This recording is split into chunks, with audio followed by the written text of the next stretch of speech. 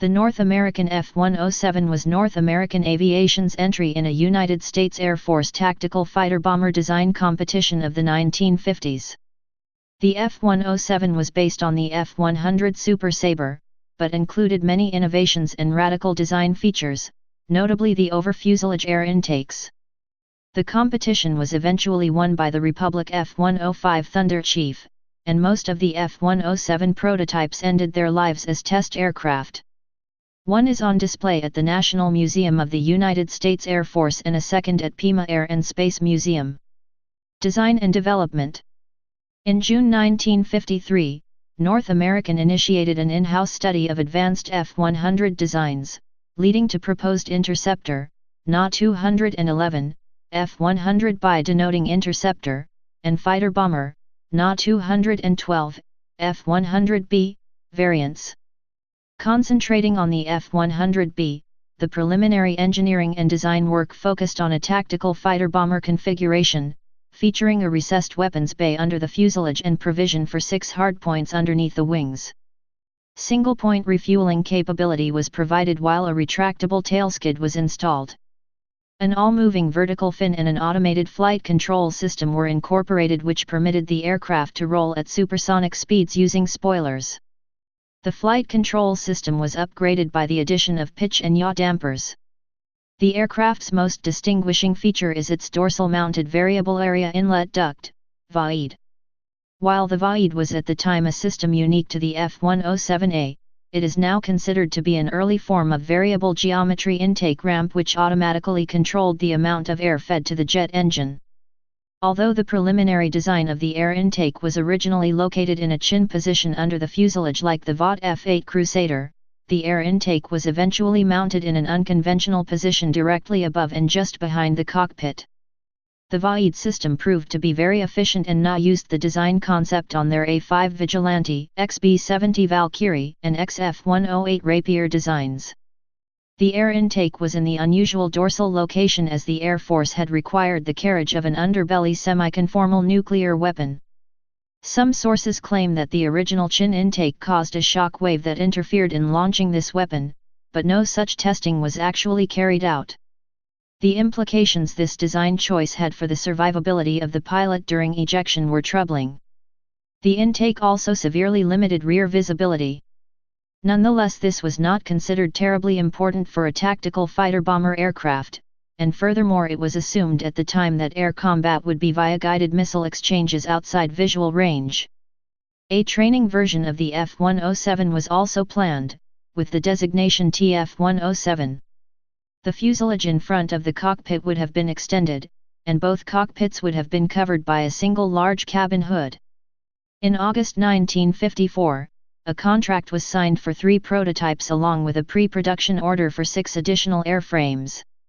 Designation and names. Extensive design changes resulted in its redesignation from F-100B to F-107A before the first prototype flew. The F-107 was never given an official name, but was sometimes informally called the Super Sabre, referring to North American's earlier fighter design, the F-100 Super Sabre. The flight crews referred to it as the Man-Eater, in reference to the position of the air intake directly above the cockpit.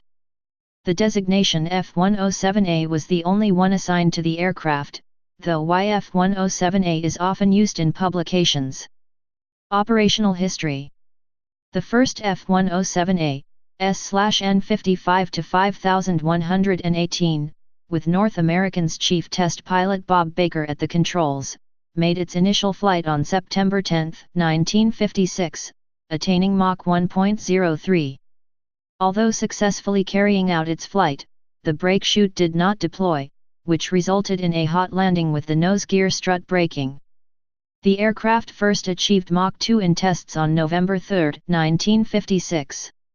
It was joined by the second F-107A, AFSER No 55-5119, which made its first flight on November 28, 1956.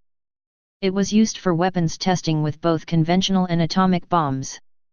The last prototype, AFSER No 55-5120, had its maiden flight on December 10, 1956. At the conclusion of the F-107A's successful test program, the Tactical Air Command decided to hold a fly-off competition between the F-107A and the Republic F-105, which was designed to same mission requirements and used the same engine.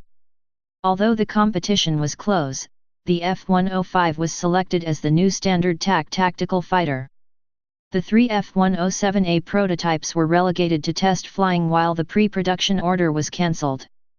In late 1957, prototypes number 1 and number 3 were leased to the National Advisory Committee for Aeronautics, NACA, for high-speed flight research.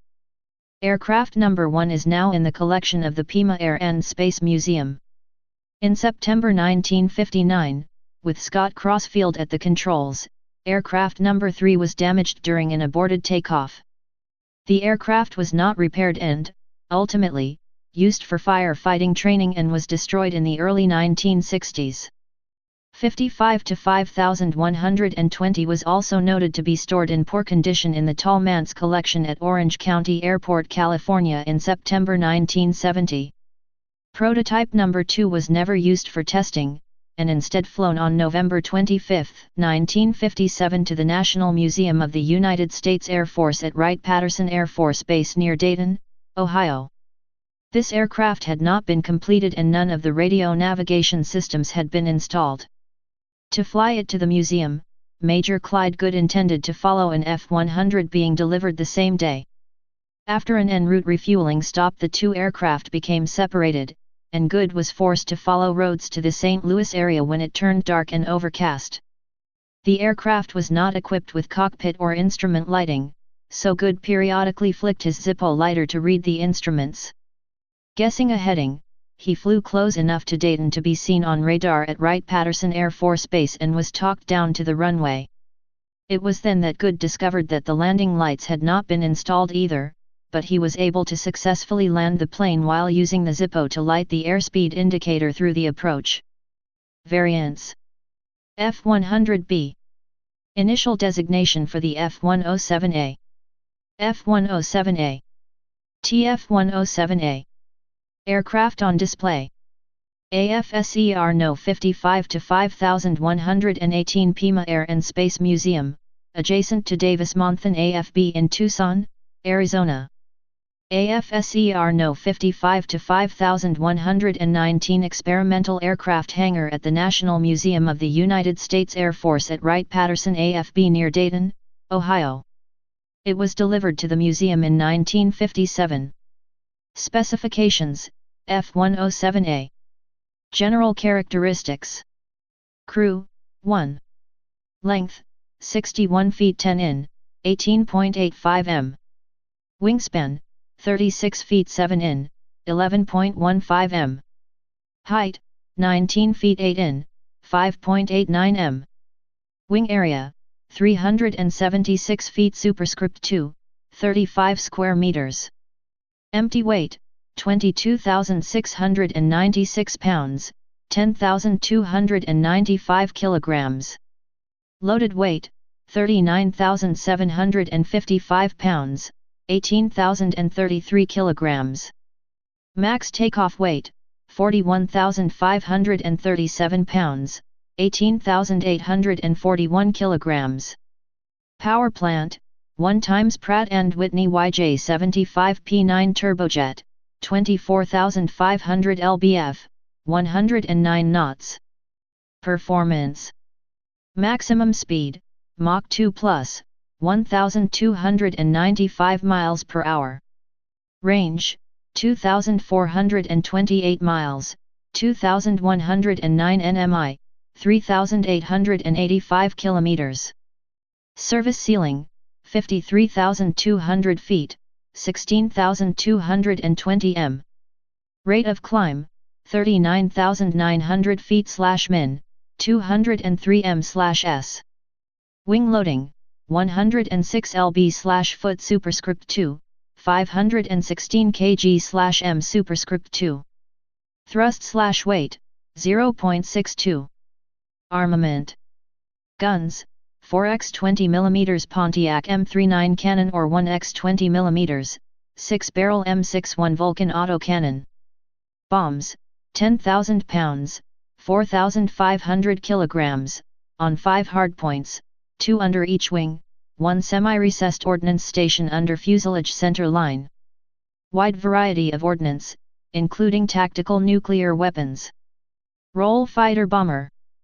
National origin United States. Manufacturer North American Aviation. First flight September 10, 1956. Retired November 25, 1957.